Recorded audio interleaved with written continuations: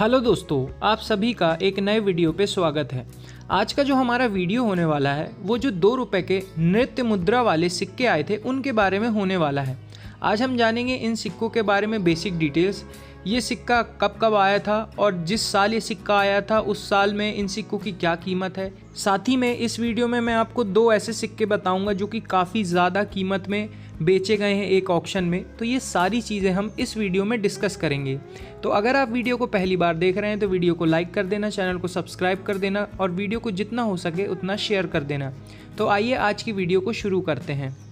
तो सबसे पहले इन सिक्कों के बारे में बेसिक डिटेल्स, और इसको ध्यान से सुनना क्योंकि इसी के कारण आपको एक आगे महंगा सिक्का देखने को मिलेगा। तो सबसे पहले इन सिक्कों को 2007 से लेके 2011 के बीच में मिंट किया गया था। इनका जो मेटल होता है वो फेरेटिक स्टेनलेस स्टील होता है। इनका जो वज़न होता है वो 5.62 ग्राम्स के आसपास होता है। इनका जो डायमीटर होता है वो 27 mm होता है और जो शेप होता है वो गोल होता है।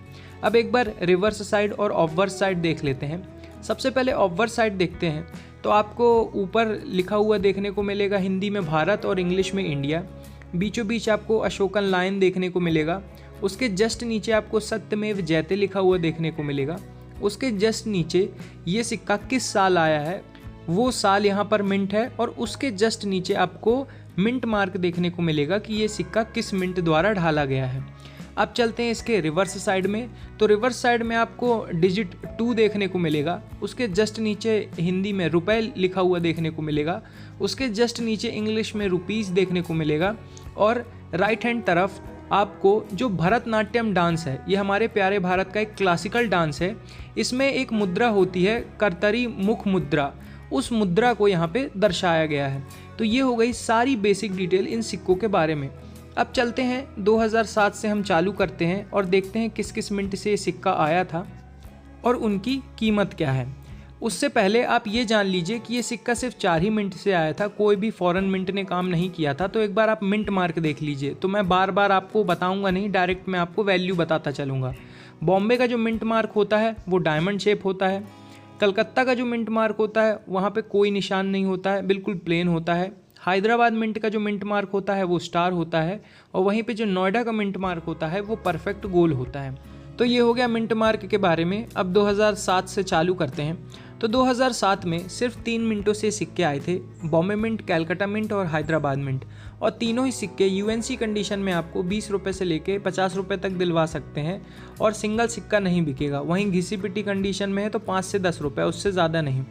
फिर चलते हैं 2008 में। 2008 में ये 4 मिंटों से सिक्का आया था, बॉम्बे, कैलकाटा, हैदराबाद और नोएडा। यहाँ पर भी जो चारों ही मिंट के सिक्के हैं वो यूएनसी कंडीशन में आपको 20 रुपये से लेके 50 रुपये तक दिलवा सकते हैं। और वहीं घिसी पिटी कंडीशन में 10 से 20 रुपये, उससे ज़्यादा नहीं। और ये सिंगल सिक्का ये भी नहीं बिकेगा। फिर चलते हैं 2009 में। 2009 में भी चारों ही मिंटों ने काम किया है और चारों ही मिंट के सिक्के यूएनसी कंडीशन में आपको 25 से 50 रुपये के बीच में दिलवा सकते हैं और सिंगल सिक्का नहीं बिकेगा। और वहीं घिसी पिटी कंडीशन में 10 से 15 रुपये। फिर चलते हैं 2010 में। 2010 में भी चारों ही मिंटों ने काम किया है और यूएनसी कंडीशन में आपको 20 रुपये से लेके 30 रुपये के बीच में मिल सकते हैं और वो भी सिंगल सिक्का नहीं बिकेगा। फिर चलते हैं 2011 में। 2011 में सिर्फ 2 मिंटों ने काम किया है, हैदराबाद मिंट और नोएडा मिंट। और ये दोनों ही मिंट के सिक्के आपको यूएनसी कंडीशन में 20 रुपये से लेके 50 रुपये तक दिलवा सकते हैं, सिंगल सिक्का भी नहीं बिकेगा। तो आप ये जो डेफिनेटिव सीरीज़ के सिक्के आए थे ये तो आप समझ गए होंगे कि ये सिक्के नॉर्मली तो नहीं बिकेंगे। अब हम चलते हैं, पहले एक सिक्का देखते हैं जो कि म्यूल सिक्का है, जिसकी मार्केट में काफ़ी ज़्यादा कीमत है। तो आपने 2008 में, आपको मैंने जैसे बताया कि नोएडा मिंट से सिक्का आया था। अब 2008 में ही एक नोएडा मिंट से म्यूल सिक्का आता है। हुआ ये था कि आपके सामने स्क्रीन में ये 10 रुपये का सिक्का आ रहा है। 10 रुपये के सिक्के का जो सामने वाला हिस्सा है ना, ये सामने वाला हिस्सा 2008 के नोएडा मिंट के सिक्के में इस्तेमाल कर लिया गया था। तो आप पहचानेंगे कैसे?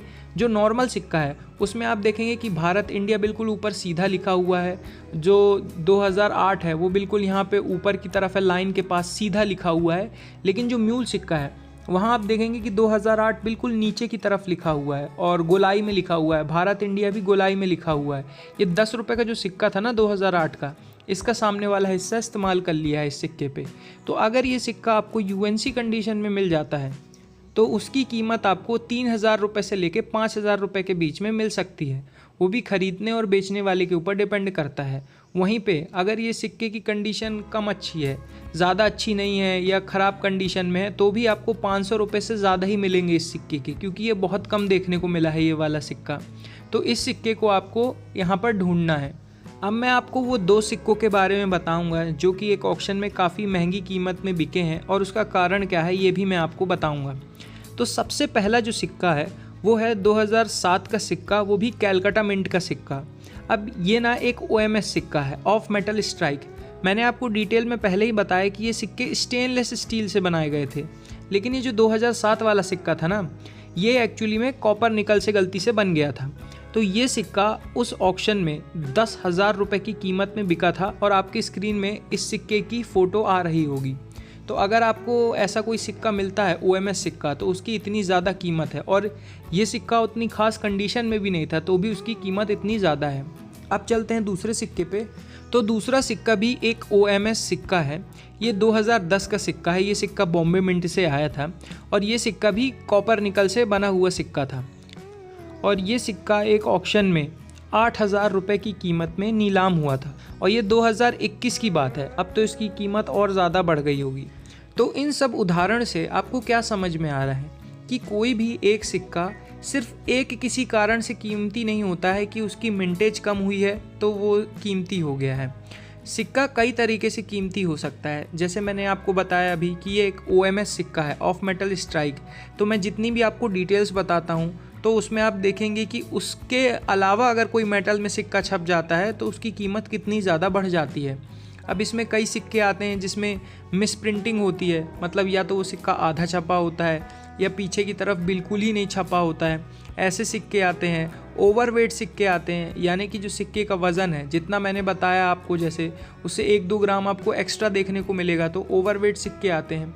तो इतने सारे फैक्टर्स होते हैं जो एक सिक्के को कीमती बनाते हैं।